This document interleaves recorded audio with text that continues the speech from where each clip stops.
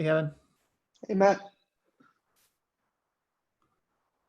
Amy.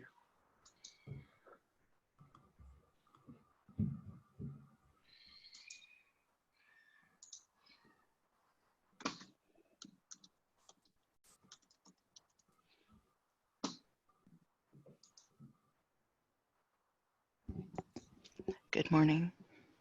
Oh, it's snuggle time. Yes. World's neediest cat.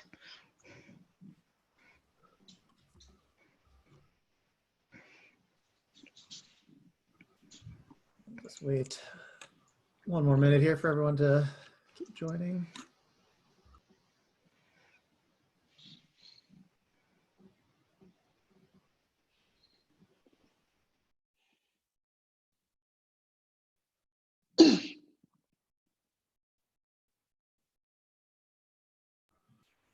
All right, I think we can get started. People can continue to join if they need to, but I just had a handful of announcement type things just to kick us off.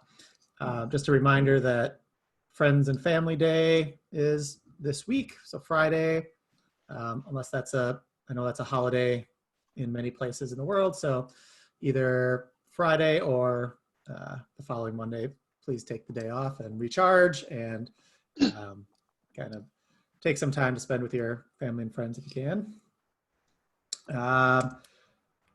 Don't forget, if you attended the virtual contribute sessions, that you can order swag from that.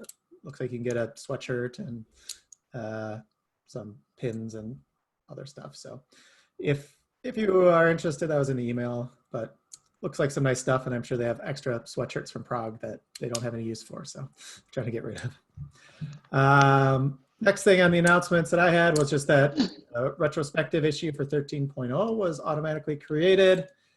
Usually, I guess I don't know exactly how it works, but I think the bot will go through and tag everybody soon. I don't know when exactly that happens, but so that'll be, if you have any retrospective items that come up during the course of 13.0, please add them to that issue, and so we can continue to discuss that. And then the last thing I had was there hasn't been much interest or participation in the demo hours lately. So we're proposing some changes to do it either asynchronously and record demos, but there's an issue there to discuss that. So I wanted to bring that to people's attention. So you can kind of contribute to that and help us come up with some good ideas on how to move forward with that. All right, that's kind of the quick announcement type stuff that I had. So then Kevin, to you. I have two items that are relatively old news that you may have already seen or know about. First is some positive feedback. Kenny wrote on Slack that it's been amazing to see the work from the ops section, which is the comment I linked, but specifically, he also mentioned to both myself and Dove that it's been really amazing to see the work from the APM team. So your work, your contribution is recognized, and thank you all for that. Second, this is also a bit of old news. So you should have noticed that within every sprint or milestone planning issue, there is a goals section. So one of the things that I heard from many of you is APM and Monitor in general sits in a space where you cover a lot of ground in terms of category, in terms of domain knowledge. This is not the case across all of GitLab. It's somewhat unique to our section. So sometimes it's really hard to understand like how what you're working on fits into the bigger picture. So within every single milestone, there will be a goal that hopefully describe what we're doing and why that matters, how that kind of rolls up to the larger picture. So I included the links to 13.0, which is the sprint or the milestone you're in now as an example. Dove hasn't had the time yet to write down the goals for 13.1, but that will be yeah, I'm sure he'll add that in next week sometime. And then thinking about even the bigger picture, we've been kind of going back and forth on where are we going for next quarter. And this is actually a harder problem than potentially it seems at the surface, because again, we have such a breadth of area to cover, and we can go a whole lot of different directions. At the end of the day, we are one team. So Dove has a proposal in the link provided. I think we're getting pretty close to hopefully locking that in, and hopefully also this means that this goal provides some clarity on what we should, as much as possible, be working towards from May through July. So take a look if you have opinions, ideas, questions. We can talk about here, or we can talk about it async in the issue. Thank you.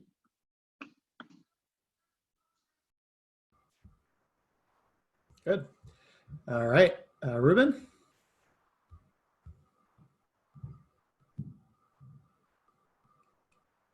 Oh, looks like we lost Ruben.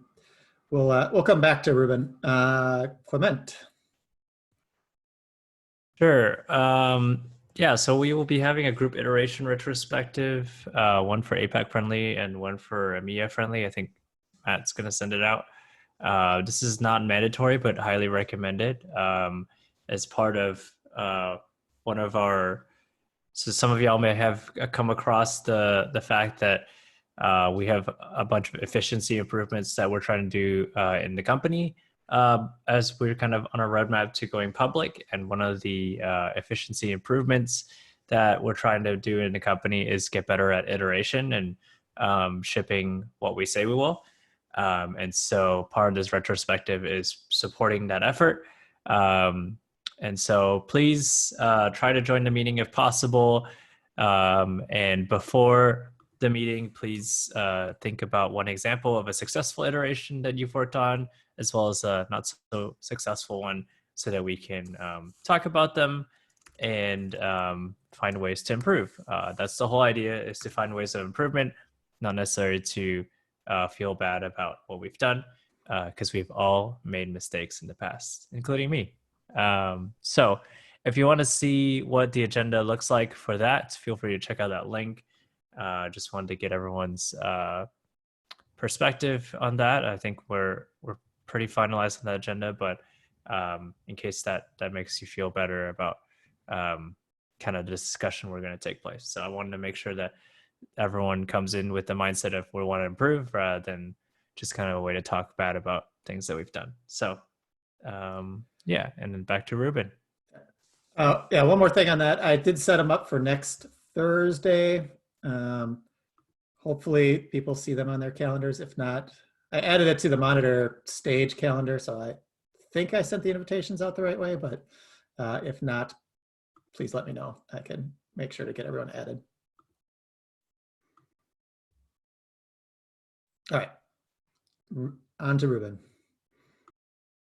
So I couldn't find a place where we document our private APIs, and it's easy to kind of forget specific conditions or specific use cases for particular APIs. So it might be good to have a place where we can document all these things.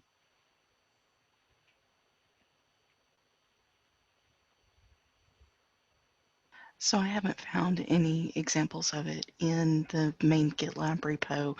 I've thrown the question out to the technical writing team.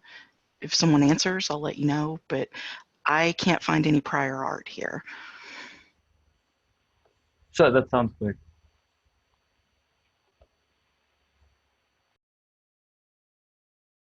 What is a private API? Something that non-GitLab users don't have access to? Yeah. GitLab team members don't have access to? I think it's more like an API that you have to be signed in to use. Okay. Or do you mean that APIs which is consumed by our application? So we do not target it to the outside world. So we don't need to maintain the stability of this API because we know that we don't guarantee to anyone that it is backward compatible. Yeah, that's a better definition. Only our application uses the API.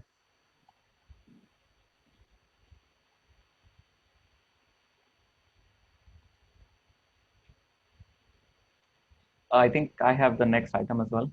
Yep. It talks about a security issue. So do we want to stop the recording?